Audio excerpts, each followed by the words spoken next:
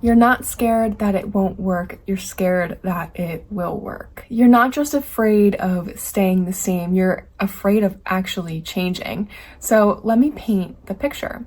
You lose the weight. You start openly professing God. You finally cut the tie with that toxic relationship. You start living like the woman you always wanted to become. But now you're afraid of becoming her, because that version of you comes with pressure. What if I can't keep this up? What if I go back to the old me? What if I let everyone down after they start depending on me? What will they think if I get that far and let it all fall away again? And in a strange way, it's easier to stay right where you are now because the expectations are lower. Nobody is surprised when you cancel. Nobody is disappointed when you fall.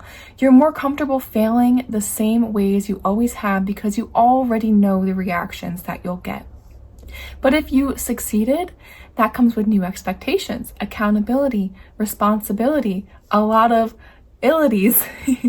You're afraid of the weight of consistency. You're afraid of being the strong one, the faithful one, the put together one. Because what if one day you slip and people see it, And suddenly it's not just about letting yourself down anymore. It's about letting others down too.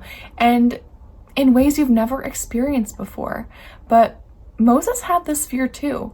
God told him that he'd lead a nation. Moses never led a nation before, and that's a huge responsibility. That requires a certain type of person.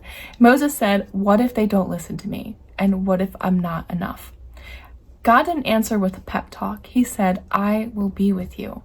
Because it was never about Moses being enough. It was about Moses obeying anyway and letting God turn him into the person he needed to be for his calling. So, what if the vow does work? What if it does make you consistent? What if this time you become the woman you've been praying to become? Wouldn't that be worth the risk?